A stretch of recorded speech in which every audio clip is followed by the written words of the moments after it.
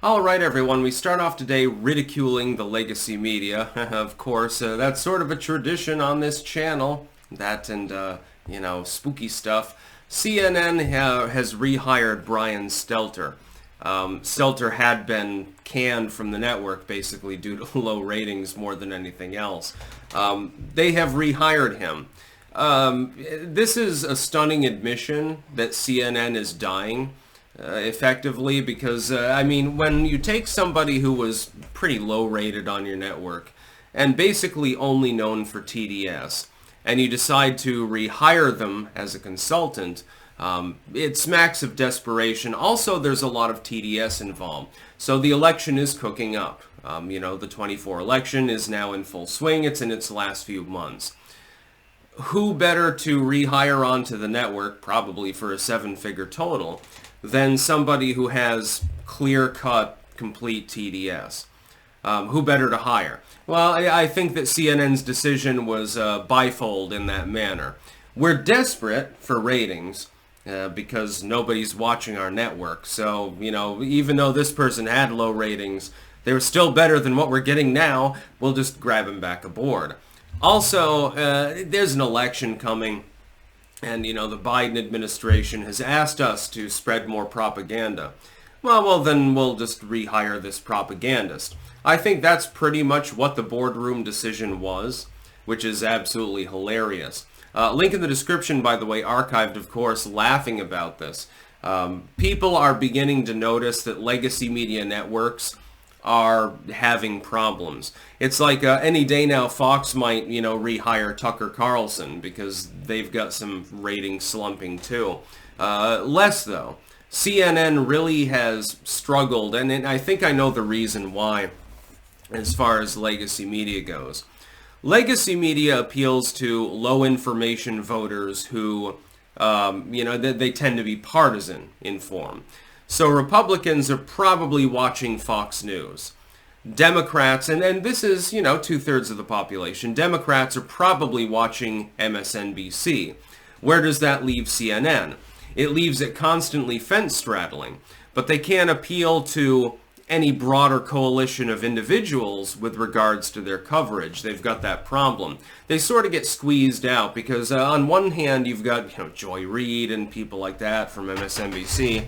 Very far left individuals, they would be at home in the Geek Squad with AOC or Elon Omar. And on the other hand, you've got Fox. Now they shit-can Tucker Carlson, but they've got Sean Hannity and they've got Greg Gutfeld and things like that. So they tend to be a more right-leaning network. Well, if you're the third party, you're the third wheel, basically. Fox and MSNBC have gobbled everything down, and you're left, with the scraps. The funny part is that CNN used to be the main left-wing network. It used to be the liberal network. MSNBC has effectively supplanted them for many of those time slots. Which is hilarious to see. They deserve it, so you love to see them. They clearly rehired Brian Stelter because they're desperate. You've got this person, he does have a brand name. Brian Stelter is at least well known. He does have an ingrained audience. And he certainly has a social media footprint. This is something that a lot of CNN commentators don't really have. He has that footprint. So you bring him back aboard and you say, please take your audience with you. I wonder how much they had to pay him as a sign-on bonus. And I wonder how smug he must have been when the legacy media network that did shit-can him, admittedly, it may have been deservedly, but they did, had to rehire him. They had to come probably begging, please, Brian, come back. It's fucking hilarious, actually. It's out of desperation. The legacy media is having problems. The main problem is, again, as I explained yesterday, I'll explain it again just one more time. Independent content creators can be edgy. Missing link media sites can be edgy. Legacy media cannot really be edgy. If you've got a TV show, it's syndicated and everything, you got the mainline advertising system, all that stuff. Or if you've got a newspaper or a magazine or something like that, there are limitations on what the people that are associated with your news organization can say. Those limitations don't apply to content creators. Yeah, there are TOS on the sites we use, but they're much more lax than what you get on TV or in newsprint. If you, for example, publish an article that says fucking cunt in a newspaper, some cities might say, well, I don't know if we really want to carry this newspaper in the newspaper carriers. If you have a segment called fucking cunt on TV, you can get in trouble for that. You can actually get fined by the FCC. You can get sued for that. But if I say fucking cunt, as I just have several times, nobody can do jack shit about it. That gives us an ingrained advantage as independent content creators. That's the problem for groups like CNN. They're just boring. That's the whole point. They're just incredibly boring. There's no hard-hitting commentary. There's no hard-hitting analysis. Their interviews usually are just, fuck-ups, basically. Why would you want to watch them? It wouldn't even make sense. I'd rather watch paint dry. I'd rather watch grass grow. It would actually be, as long as it's a time-lapse, that would probably be fairly interesting. But CNN, who's watching that? If you're on the left, you're probably watching Joy Reid and MSNBC in general, or The View, or something like that.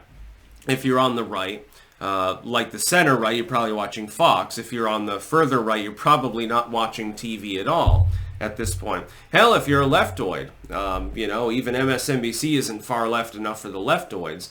They go to their tea room and then they binge watch YouTube videos or probably TikToks. Brian Stelter is a symbol of desperation from the Legacymedia. Literally the symbol of it. We've been talking about this, of course, on this channel for years. The Legacymedia is dying out. It's having problems. Eventually this leads to compaction. If you have less water, you're going to have less fish. The fish that are still there, they'll just fucking cannibalize one another, especially the smaller ones. That's what you're going to see with the Legacymedia. We're already seeing it with the Missing Link media. We've already seen this with cuts at like Vox, Salon, etc. I think, The Blaze has cut people. Although they just let go of Lauren Chen, actually, and I think that was a mistake, a strategic error. Now, the Brian Stelter rehiring is a symbol of desperation. You wouldn't want to rehire somebody like Brian Stelter unless you're like, our ratings are really plummeting. We're having friggin' problems. At the very least, he's got name recognition. Our network can't actually attract any new talent because nobody wants to work for us because they know they might get axed at any random moment and they won't have editorial control. But, we can at least get the old guard back in and, we can make the news. Yeah. Brian Stelter on CNN. Yeah, never thought I would see the day. I didn't figure that their decline would be so precipitous. That's about all. Peace out.